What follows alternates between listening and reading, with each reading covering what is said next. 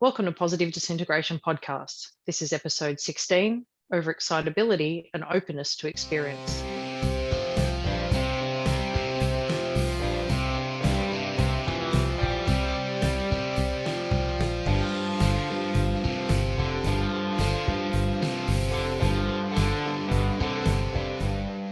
Hello, happy listeners, and welcome back to Positive Disintegration, a framework for becoming your authentic self. I'm your host, Emma Nicholson, and with me is co-host Dr. Chris Wells. Hi, Chris. Hi, Emma. How are you? I'm good. How are you doing? I'm well, thanks. Excited to be here. Overexcited? Overexcited, yes. Because that's what we're talking about today, isn't it? Overexcitabilities and openness to experience. That's right. Our guest today, Shelagh Gallagher, is going to talk with us about openness to experience and overexcitability. And so we'll get into that in a few minutes. And I'm really excited to have Shelagh with us today because I met her almost 4 years ago at the Dabrowski Congress in 2018. And her work made me feel less alone, gave me hope at a time when I was starting to feel kind of hopeless in my work with Dabrowski's theory. And so I am really excited to have this conversation today. And there's so much to say about Shelagh and her work, even beyond this openness to experience and overexcitability stuff. And so we're glad to have you here with us, Shelagh. I'm hoping to get into this too, because like you, Chris, I hope that this sort of speaks to the listeners a little, and maybe they'll see themselves a little bit in it and be able to resonate with that. So without further ado, let's bring on our guests. So for our listeners, today's guest is Shelagh Gallagher. Shelagh's career in gifted education spans 30 years. She's been a teacher, professor, researcher, and writer. Today, she conducts research, provides professional development, and contributes to state and national policy initiatives. She mentors a fourth grade reading program and spends summers with gifted youth at Camp UNASA. Shelagh is also the president-elect of the NAGC. Welcome to the podcast, Shelagh. Thank you so much, Emma, for that nice introduction, and Chris for those touching words. I really appreciate it. And I'm excited about tonight's conversation too. I think we've got a little mutual admiration society going. So I'm looking forward to digging in with you tonight. Well, thank you. But before we even go into that topic, we always ask guests when they come on to tell us how they first discovered Dabrowski's theory. And I'm very curious for you how you did, because I know that you did your master's thesis on overexcitability. Back when there were dinosaurs, yes. In fact, I remember when I was introduced to Dabrowski's theory because I was getting my master's degree with June Maker. And we were all our cohort was all in a graduate seminar on some topic that I don't even remember what the topic was. But one day, June came in with this photocopied article in her hand, which had been printed off of a dot matrix printer, if you remember those. And it was a draft Silverman's chapter on Dabrowski. And we read it as part of the seminar. And it was one of those moments when I had that sort of zing of recognition. I had a similar feeling when I read Kretetsky, who wrote about having a mathematical cast of mind and how being a gifted mathematician was in part a function of seeing the world mathematically. And I had a similar response when I read William Perry's work on intellectual and ethical development. It was just sort of an immediate connection that helped things make more sense to me. So I was so excited at that time that I approached June along with a classmate of mine, Shirley Sheaver, and we said, we really want to go further into this as part of our master's degrees. And June very generously supported our traveling to the University of Denver to work directly with Linda Silverman and Frank Falk to learn how to score the open-ended overexcitability questionnaire, which was the only thing available at that time, so that we could do our master's research. Well, my master's research, I think it was Shirley's PhD research on Dabrowski. That was fascinating. And it sort of turned my education master's degree into a stealth psychology degree. The body of my master's degree was this parallel between Dabrowski and Kohlberg and Maslow. Wow. And it didn't occur to me. I know that paper too from your friend Shirley, like that. I remember that from Roper Review. So, right. Yeah, that totally makes sense now. How interesting. We each were coders on each other's data. And here we are all of these years later, still Yes, talking about indeed. overexcitability. That's cool. Well, and oddly enough, while people, I think, tend to associate me with Dabrowski, and I've seen my name referenced in association with it, that's really the only research I did on Dabrowski from then until I did the literature review for Off the Charts. Right, and that Building Bridges chapter in Off the Charts is amazing and wonderful. So that was actually, I think, the first place where I read about these connections between openness and overexcitability. And of course, Michael mentions it in the second edition of Mellow Out too. And so all of those things were in my mind when I first came to all of this. Well, one of the things that has brought us together, aside from our mutual admiration society, is that there's been some controversy in the field of gifted education over the past several years. There were two papers that came out in 2016 that basically said that overexcitability and openness to experience were conceptually equivalent, and that instead of continuing to study Dabrowski's theory or apply it in the gifted, I should say, that it should be abandoned in favor of the 5-factor model of personality. And you wrote a paper that came out just last year, and your paper is a beautiful comparison of both overexcitability and openness to experience. You can see what they both are in some detail. And you also have a study that, with data as part of the paper. And so if you don't mind, we would love it if you could kind of introduce what openness to experience is for our listeners. Let me just rewind a little bit and describe how I got into this, because it was very much through a side door. I had been invited to write a chapter for Off the Charts. And at that time, I thought I would write an article about personal epistemology and giftedness. And that would be how students' interpretation and belief system about what learning is supposed to be like impacts the way they interpret the classroom and the aims of education and what their teachers choose to do with them. And I think that has important implications for what we do in gifted education. But as I started doing the background research on epistemology and measured intelligence, I found this tsunami of research on openness to experience and intelligence. And I thought, oh, wow, this is important. And we need to bring this into our conversation because it's so pervasive in the field of psychology right now, at least in the field of personality psychology. And so I started gathering it together. And of course, I started researching backwards into the origins. And I ran into Robert McCrae's original research on openness to experience. And when you read that description, it is so like Dabrowski's definition of overexcitabilities.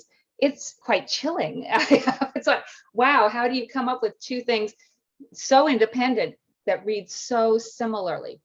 So with that in mind, let me just say that openness to experience is one of the 5 factors in what's commonly known as the 5-factor theory of intelligence, or the Big 5. The idea behind the 5-factor theory is that there are 5 continuum that describe personality, and that each individual's combination of those 5 continuum pretty much defines how their personality manifests. Those 5 areas are openness to experience versus being closed to experience, neuroticism versus emotional stability, conscientiousness versus impulsiveness, agreeableness versus uncooperativeness, and extroversion versus essentially introversion.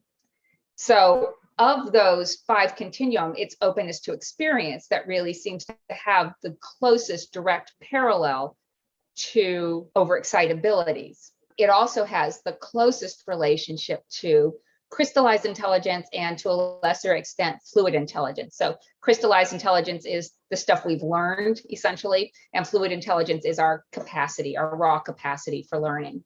And so when I read the 2 definitions, McCrae's definition and Dabrowski's definition, I thought, oh, well, here it is. Finally, at last, we have something from the field of psychology that completely validates what Dabrowski was saying about overexcitabilities.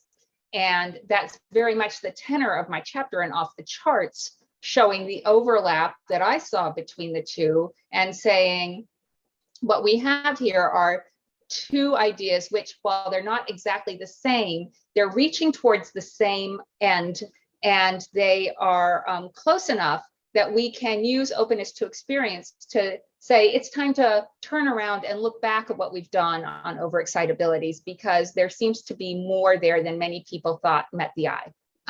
And so that first paper was just a review of literature. That was good enough as far as it went.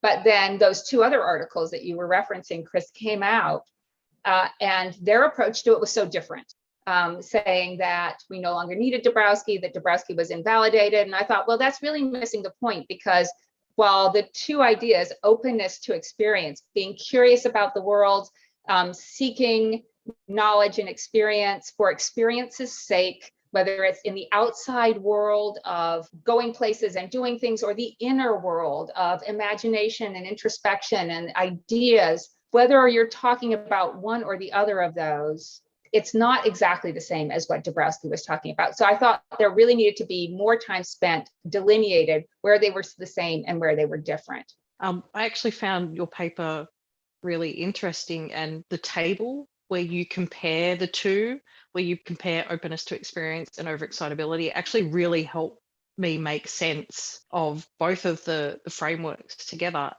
And for me, it looked like, and I might be wrong, so feel free to correct me, that overexcitability was more trait-based and openness to experience was more behavior-based, so how that kind of manifests out in the world. And to me, it's just like, oh, okay, so you're just looking at similar things from two different perspectives. And if you put those two things together, it gives you a better picture of things. So I'm a bit miffed about the whole, one invalidates the other, because I think by comparing two things that are alike, it actually gives you more understanding of it. So that was one thing I really appreciated in your paper, that you actually compared them rather than saying, well, one knocks the other one off the perch. Yeah, and I think you're exactly right. I love the way you described it, one being trait-based and one being behavior-based, because one of the key differences, I think, between the two are the paradigms from which they come in psychology. The big five is very much personality psychology, and it is how personality manifests and how it develops, and things like that. Dabrowski, as a clinical psychiatrist and a developmental psychologist, was more interested in the implications of having those traits, right? When do they work well for you? When do they not work so well for you? How do we help people become better adjusted to the traits that they have and help them work towards their advantage? And then also, how do these traits develop and manifest over time, or how do they contribute to development in other areas? And I think one of the other key differences between the two theories that's particularly important is the treatment of values, where in the big five and in openness to experience, values is considered a personality trait, whereas Dabrowski always considered values as a developmental trait, as something that would grow and change over time. And that's very much built into his theory of positive disintegration, similar to Kohlberg, Maslow, Perry, and other people who dwell in the area of ethical or value-based development. You just made me think that it's important to say that you did go on to write that paper about personal epistemology, and it's really good. There's so much that I've taken from your work in recent years, and that's one of them.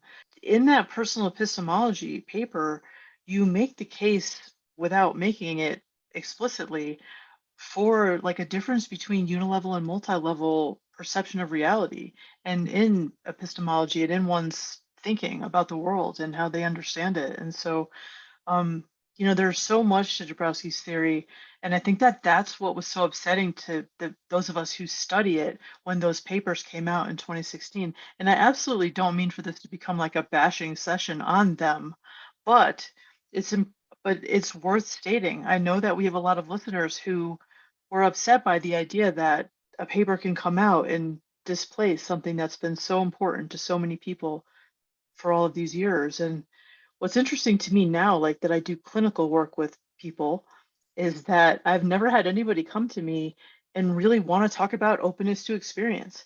people come to me with this enthusiasm about discovering this whole framework for understanding themselves and the struggles that they've had, and this overreactivity that they have to everything that is so hard to live with. And I don't think that openness to experience as a construct captures the experience of reality like overexcitability does. It's Well, just and not there. it's not designed to. And that's another one of the key differences, is that openness to experience, while it's called openness to experience, it's actually designed to describe a full continuum from being very closed to experience to being extremely open to experience. Dabrowski focuses on the high end of that. So he's only looking at what you might call, under other circumstances, extremely open to experience. So, and in the paper, I make the parallel, just as there's a field that studies the whole continuum of intelligence, we in gifted and talented education focus at this extreme end of intelligence and achievement and look exclusively at that. And I think that's a very close parallel to what we're talking about here. The research on openness has just begun to touch upon the consequences of having extreme, and you don't find much research at all on extreme openness as a phenomenon. So I do think that there's a lot of opportunity for crosswalk between the two theories that would help each. And in the name of not doing article bashing, I do think that those articles were a really helpful wake-up call to the people who want Dabrowski to thrive and want to see the research continue and want the research to be of quality and for it to be respected. There are some things that it pointed out that require some attention. For instance, in my article, in my research part of the article, I take a new look at how to score the overexcitability questionnaire, because we do have to be able to define the difference between being open and being over something. And even Dabrowski in his own writing says that's a hard line to draw between being excitable and being overexcitable. So when I scored the overexcitability questionnaire 2 for my research study, instead of using average scores, and averages kind of lie because there's always a bottom tail that you have to account for in the scores, I used a cutoff. So there was an absolute minimum below which you could not be considered overexcitable. So I got rid of that bottom tail and dealt only with people who were clearly above average on the overexcitability questionnaire 2. That was one thing that I thought we really needed to address. And then there are also some areas of the big five and some areas of overexcitability that I think we get to look at in a different light as a result of having both bodies of research that we can look at together. So while I was as surprised and a little disconcerted at the approach that they took, I think that in the long run, we can see a great benefit from being sort of prodded into new lines of research as a result of having those articles. I completely agree with you. And I want to say that personally, I've become grateful for them, honestly, because they forced me to dive deep in a way that I don't think I would have otherwise, in order to really understand. Because when I came to this stuff at the time that those papers were coming out, really. I had just discovered overexcitability in like 2014, but I didn't really start deeply even thinking about it until 2015. And so I was still pretty new to it, and these papers came out, and I thought, well, I need to figure this out for myself. And so it led me on this whole path. And if they hadn't come out, I don't think I would have had to dive in as deeply, and I wouldn't have come to some of the conclusions that I've come to by being forced to do that. Was just thinking this week about how when I came to all of this, I just assumed that Michael was right, and that, for instance, there was a real difference between overexcitability and ADHD. And that's another thing that I ended up digging into really because of these articles. And so it is kind of interesting to me how we can be grateful for things that even felt like difficult at the time. And you brought up another area that I've sort of taken a different look at as a result of those articles and digging back into the research, digging back into the wonderful compilation of Dabrowski's translated works, Chris, that you've managed to compile. And I'm thinking about a particular article by Dr. Limon, who's done a lot of work in Poland. She does wonderful work on overexcitability, but she also did a translation of one of Dabrowski's articles on creativity. In that article, he talks about different combinations and permutations of overexcitability leading to different areas of expressed ability. And that led me back to thinking about the big three that people talk about, that if you're gifted, you must be high in intellectual, emotional, and imaginational overexcitability. But that's not what Dabrowski said. He said you could be talented in different areas with different combinations, but it was always a combination. It was never just one overexcitability by itself. And so that led me to think that we needed to start looking in the research about how many overexcitabilities people had, because in some ways it's the combination of those overexcitabilities that makes them both very fruitful and very challenging. In my research study, not only did I use the cutoff score, I also took a look at the number of students who had 0, 1, 2, or 3 or more overexcitabilities. The way that you're looking at like your research from different angles, very interesting, because there's a bit in your article where you talk about Dabrowski's original questionnaire that's been since lost, and it had like 100 questions on it. So it's obviously like very comprehensive, and I think it's exciting that rather than looking at how things are and saying, well, we've just got these questions or this tool's faulty, like exploring different ways of doing this research to try and like figure out maybe how it was originally done, or to get new insights, because clearly there's been stuff that's been lost, and we're never going to recover it. So I think it's good that you were sort of doing those comparisons, because I found it really interesting, and the stats of people who had like combinations, and particularly when you have all 5. Yeah, that's kind of alarming when you think about it, isn't it? To think all that's going on inside of that milieu of 5 overexcitabilities. One thing that I found interesting too is because I saw you present, I think 3 times about this before the paper came out. And one of the things that you just don't see in the gifted literature on overexcitability is the acknowledgement that not everybody who's gifted is overexcitable, and not everybody who has overexcitability is gifted, and that we really need to move away from this idea that they're synonymous, because they're not necessarily synonymous. And it's possible to even be profoundly gifted and only have kind of intellectual overexcitability. And that's something that I really became clearer to me when I was looking at the data at the GDC and looking at IQ scores of extremely intelligent, profoundly gifted in IQ children who otherwise don't have overexcitability, other than that one intellectual.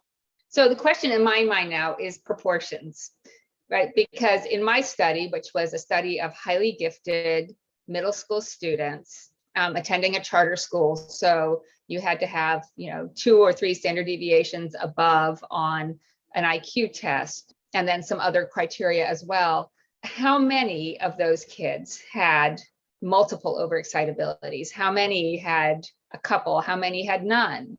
And in this one sample, and again, replication is everything in social science, but in one sample, about 1/3 of the kids had 3 or more overexcitabilities. That's a lot of kids.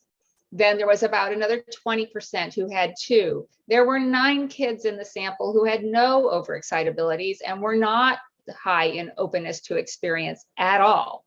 So now the question to me really is, what proportion of kids have those multiple overexcitabilities in combination with advanced intelligence, which does seem to me to be very different cognitive territory than a child who would have 1 or 2 overexcitabilities. So, what's the life experience of those kids? What kinds of intervention do they need, if any, to help adjust to those? And Dabrowski is also very clear in his writing that part of what causes positive maladjustment or some form of maladjustment is the conflict between overexcitabilities who are both trying to get the upper hand psychically, and how to, helping people learn how to reconcile the presence of multiple excitabilities, overexcitabilities, which can be very challenging. The other thing that was really interesting to me was that when I did the analysis and I took a look at the kids who had 0, 1, 2, or 3 or more overexcitabilities and looked at their openness to experience scores to see, is it strictly a linear relationship? What does it look like? And what I found was that students with 0, 1, or 2 overexcitabilities had very similar levels of openness to experience that you would expect of other children of that age. And they weren't very different from each other either.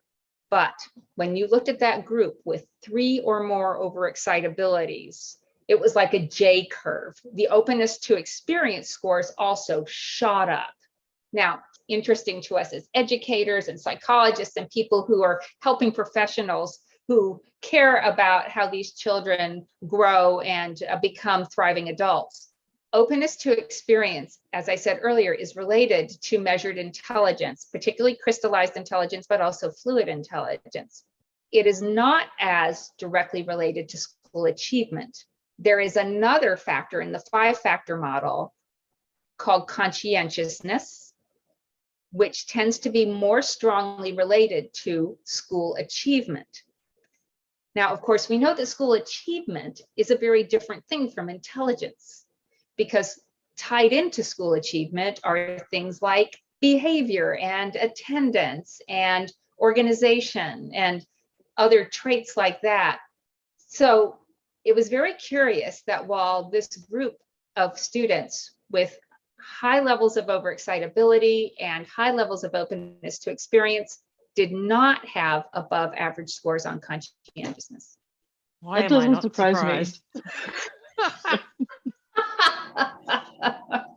Yeah, just speaking from my own experience of it, huh? There's a whole literature around conscientiousness and academic achievement.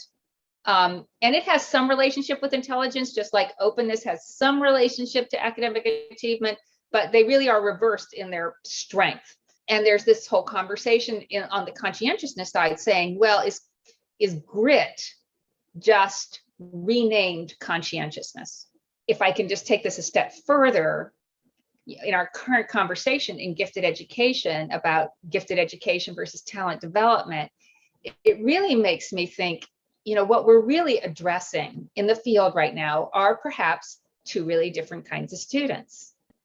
There are these kids who are highly open to experience. This is connected to creativity and with creative productivity, the quirky iconoclasts, and then the very studious high achievers who, by virtue of sheer will and hard work, manage to do really well in school. And how the field can embrace both of these. I don't think we need to really choose one or the other. I think there's room for us to care about and support and nurture both groups, but how they're really different sets of students. And in fact, I have a quotation I'd like to read you from Off the Charts if I can. This actually was something that was said in an interview when there was a conversation. Actually, Stephanie Tolan and Patty Gatto-Walden had this conversation with a group of UNASA students, and they were asking them about their experience of giftedness and what it was like. And it just strikes me as being very appropriate to this comparison. So this is a early high school student speaking when she says, I started 9th grade when I was 12, and there was another girl a couple of months older than me who was also starting 9th grade. The main difference between us was that she was working really, really hard to maintain good grades at the 9th grade level at age 12. She was having a real struggle. She was constantly having to do homework. She had to put in a ton of effort. Whereas I was sitting in my classes daydreaming because I still wasn't being challenged.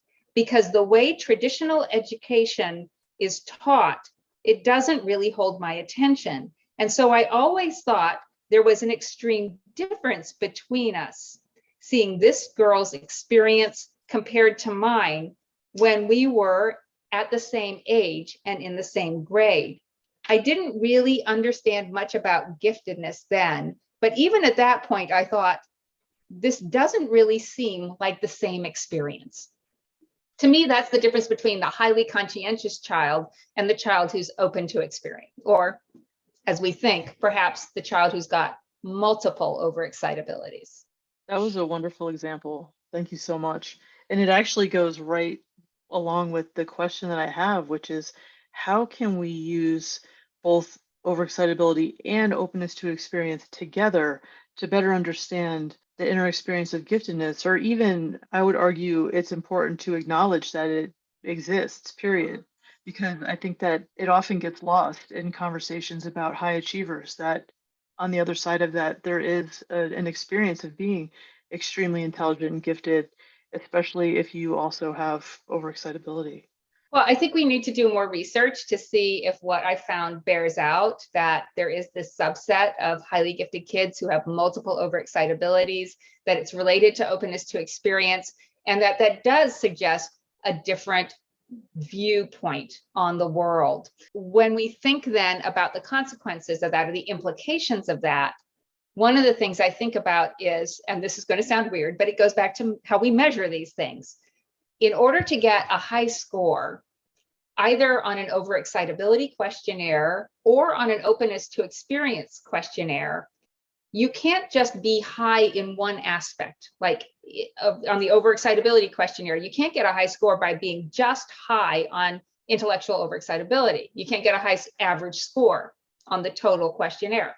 Similarly, on an openness to experience, if you only have a high score in one part of openness, say openness to ideas, you can't get a high score. You have to get a high score across multiple facets. So that suggests to me that this inner experience is multifaceted, and that's really important for us to consider when we think not only about the child's intellectual curiosity, but also when we think about their social world, when we think about how they are approaching their universe, as it were. So I think that lends to a different way of considering these children and their needs as they grow. To me, that makes perfect sense, to look at the difference in experience to people that have particularly all 5 overexcitabilities. Because if you translate that to a real life experience, so say you're a person who's highly overexcitable and you have someone yelling at you, whether or not you're a child having a parent shout at you, or whether or not you're an adult having your partner yell at you in anger. If you're open to a lot of sensory input, it's going to feel really loud. You're going to be taking in every detail on their face. If you're overthinking it, your mind's going to be whirring with every insult that they throw at you. If you're highly emotional, obviously it's going to impact you very deeply, maybe to the point where you're having a physical reaction like you want to throw up.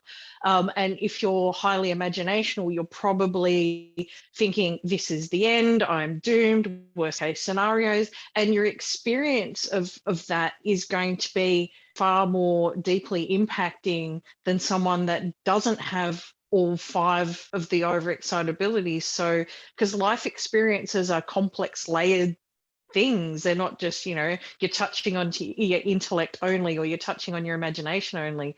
They impact you from all different directions. And then, we also get into this whole conversation about things that are impactful, talking about gifted students as a whole versus a subset of gifted students.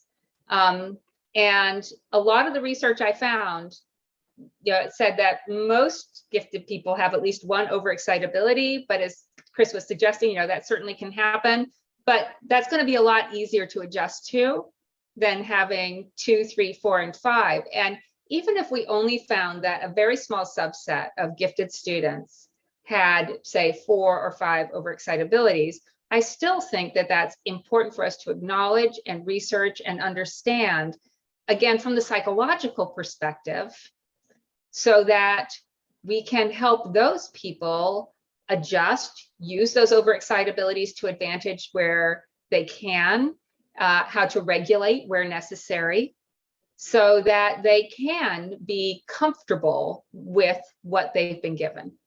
Yeah, that makes sense. It really does. And I mean, there's so much more to explore with this too. I can't help but think about the connection with neuroticism and overexcitability. I mean, we really need to know more about how somebody with strong emotional overexcitability, well, and I would say imaginational too, like how they, I mean, Dabrowski talked a lot about the important combination of emotional and imaginational overexcitability, but I see in a lot of people that I know in different ways, like how hard it is to deal with neuroticism, and it's something that you can change. I know that I would say just personally, I used to be a much more neurotic. I know, even though I don't have scores, that I used to be much higher on neuroticism than I am now because I've worked really hard in adulthood to not let my imagination run me or my emotions. And so these are things that you can change, but these are just areas that have been mostly unexplored when it comes to overexcitability because there's been, well, there was for a long time this kind of drive or push to tie it with giftedness. Like there were so many studies done, as you know, in the overexcitability research to say, like they looked at gifted versus non-gifted groups, and we need to really look at so much more than that. There's so much more we still need to know. And, I would say that, when I talk to people who have concerns about the conversation about overexcitabilities, one of the things that I hear is that parents of gifted students use overexcitabilities as a rationale for bad behavior. And I would say Dabrowski never intended that.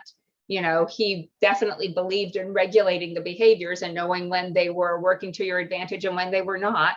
But I would agree with that. If that's what people are saying online in different places, that we should try to be squelching that because that's not appropriate.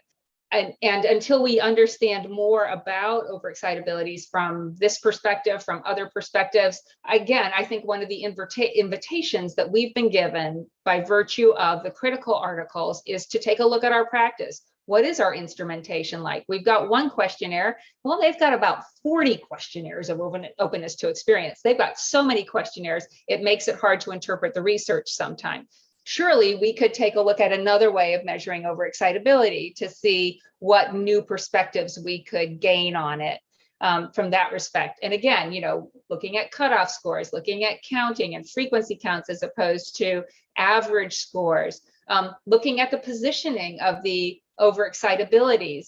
One of the things that's always been curious to me is that emotional overexcitability doesn't really show up in the literature the way one would think it would theoretically. And for me, that comes not just from reading Dabrowski's theory, but reading the biographies of scientists and historians and authors and philosophers who all talk about the passion for their work and how it's the passion that drives them forward. So now I'm thinking, gosh, maybe emotional overexcitability is kind of a latent variable that gets expressed through the other overexcitabilities, but we really not looked at what the possible relationship among them is. And I think that's another exciting opportunity for us moving forward. So I hope what this really does is launch a whole new, really interesting and vital time of research in overexcitability. And I hope we can continue to use the crosswalk between openness and overexcitabilities, where there does seem to be definite overlap, definite differences,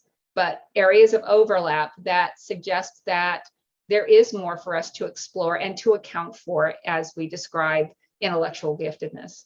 Thanks so much. Well, one thing I want to say is that I have found in my clinical practice that there's still some utility for the open-ended overexcitability questionnaire. I have given it to a few of my clients so far. I put it in a Google Forms setup, and it's fascinating to me. I don't give it to everybody because, I have some clients who I feel like it's too daunting for them to answer. I have a 24-item version online, but some clients who I get, especially like Fiona Smith talked about in her episode, is image free with aphantasia, and so doesn't come out well on imaginational overexcitability with the OEQ2. But when I give this person the open-ended version and say, describe, your overexcitabilities in this way, I get this rich detail about the person, and it gives me something to talk with my clients about when they take it. Like there's so much fodder there for discussion with clients when it comes to overexcitability. There's so much to work with. And I agree, we need to go further. And Frank Falk and I have talked about how we wish that somebody would think about measuring overexcitability from like a neurological or a physiological perspective, because I think that that would be fascinating. Just personally, I have an Apple Watch, and it's constantly, it feels like constantly giving me the notification that like my heart rate has gone over 120 beats per minute. And this will happen during times of conflict. Like I'll be messaging with somebody and getting like worked up about something, and my heart rate is that high. And this is how I've always been. And I think that like the physiological responses are another interesting way to explore overexcitability. And that's what Dabrowski did too. I mean, he used a neurological exam. That whole idea goes back again to the idea of being able to use a crosswalk between the openness to experience literature and the overexcitability literature, with the idea being that overexcitability represents some of the high end of openness to experience, with a little bit of variation, which I can get to in a minute. But if we can say that overexcitability, it represents a high end of openness in many respects, then we have at our disposal this whole universe of research, which is deep and broad, and it goes into the neurology and into hereditary factors. It goes into cross-cultural research. It looks at gender. It looks at whether openness to experience can be impacted by training, which, as it turns out, is very difficult to do. The few studies that look into changing somebody who is open to experience to make them more open show minor shifts as a result of traditional interventions. And I haven't seen any research into an intervention that turned somebody who was closed into somebody who was open. This also is going to have a real impact because we are looking at another body of research that takes a look at the relationship between measured intelligence and measured creativity, and how openness to experience may in fact form a bridge between those two, between intelligence and creativity, that results in creative productivity, which of course is a critical variable for us to be looking at when we think about innovation, when we think about invention, when we think about creative productivity, when we think about the kinds of 21st century outcomes that we say that we are aiming for in gifted education. Well, you just reminded me, Sheila, that one of the things that we can look forward to in the coming year or two, at least, is, that Michael has been working on translating this book in Polish from 1935, which has so much information. It's called Nerwowość Dzieci i Młodzieży, which is nervousness of children and youth. And in it, I mean, there's a chapter on like the heredity of overexcitability, where he talks about that it's not actually he talks about the fact that it's not only hereditary. Like Dabrowski thought that you could have acquired overexcitability.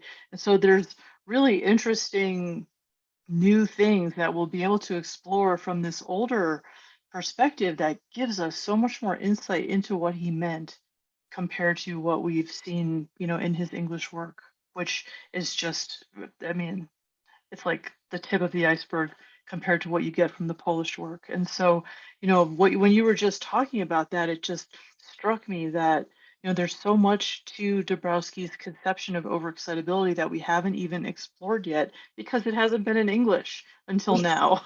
Yes.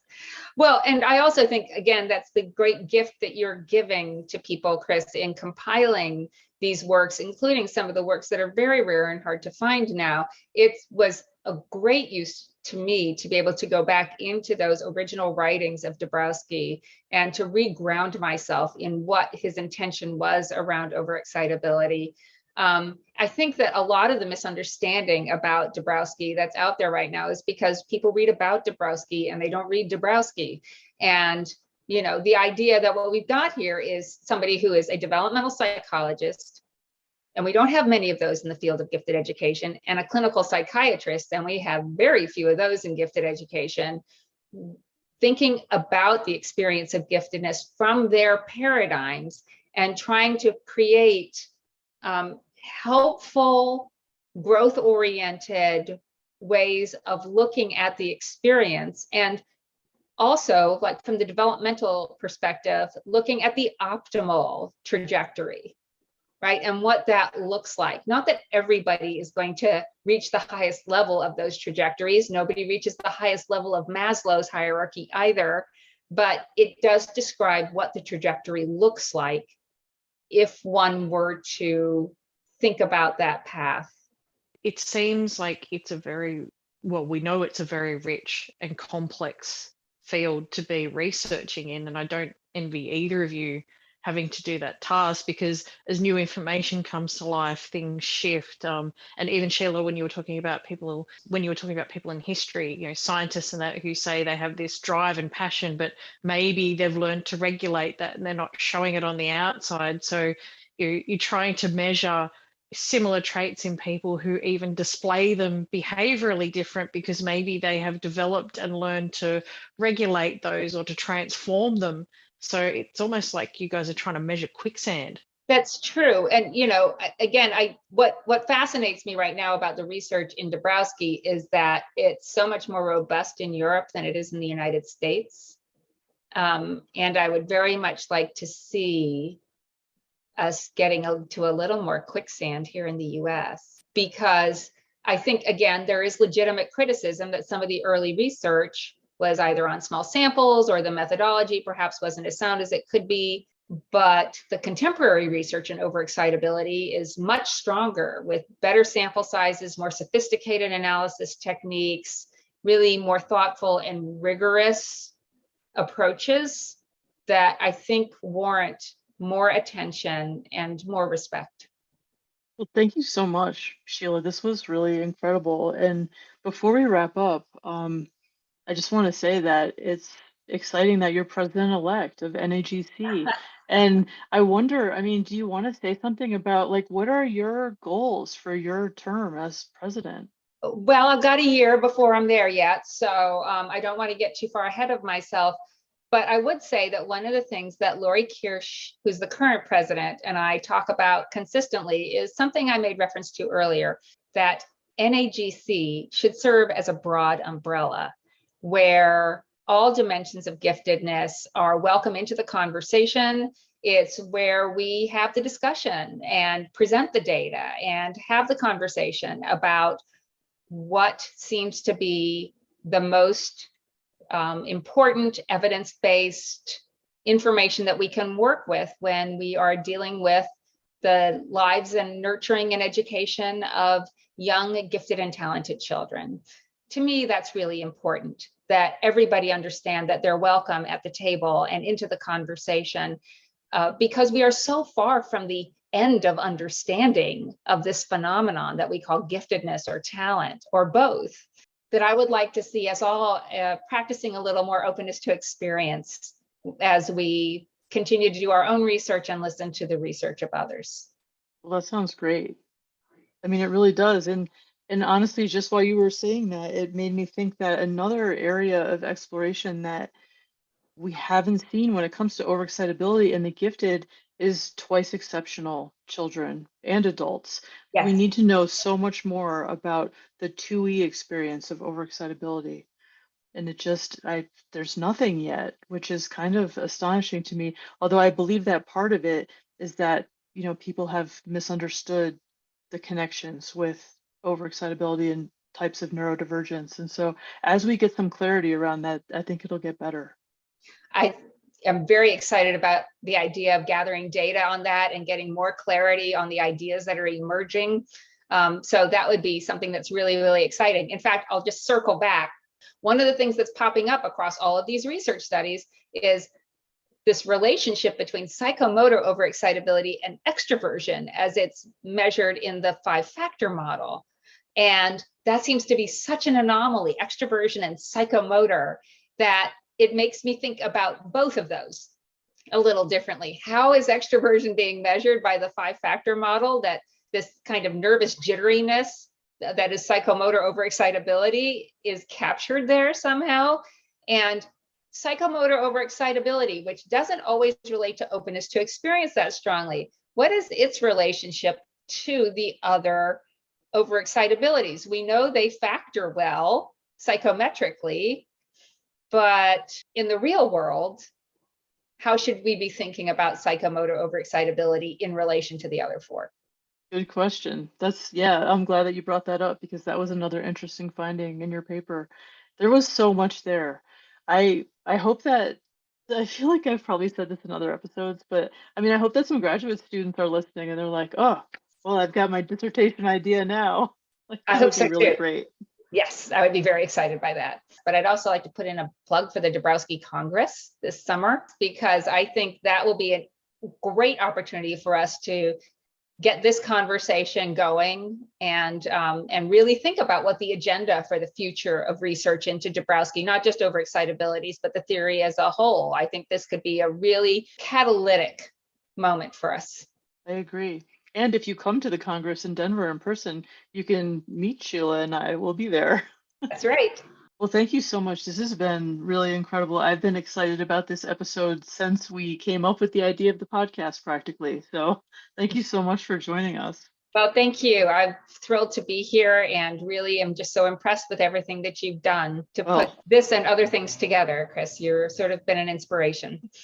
Oh my gosh. Well, thank you. I mean, I feel the same way about you. So again, with our Mutual Admiration Society, but thank you. Right. And it's thanks to Emma too that we have the podcast, because Absolutely. where would we be without her? And yes, you know, you're a great host, Emma, and your technical expertise is invaluable. So thank you. Thank you.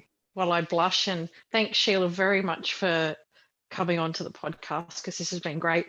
I'm going to leave us all with a quote from your paper, because I think this kind of sums up the whole idea of research and investigating Dabrowski. So in your conclusion, Shelagh, you write, with respect to Dabrowski in particular, it is worth remembering that Abraham Maslow said of the theory of positive disintegration, I consider this to be one of the most important contributions to psychological and psychiatric theory in this whole decade. It digs very deep and comes up with extremely important conclusions. Endorsement from one of psychology's most eminent scholars is not the same as empirical validation. However, it might be enough to justify more investigation into what warranted such a resounding recommendation. Thanks, Emma. And thank you, Chris, for coming on the podcast as well, while we're thanking everybody. It's a pleasure as always. As always, thank you. And thank you, listeners. Where would we be without you? If you're listening to us on Apple or Spotify, don't forget to hit those stars and give us a rating.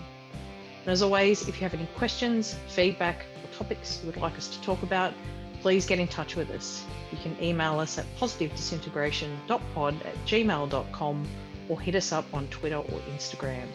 And until next time, keep walking that path to your authentic self.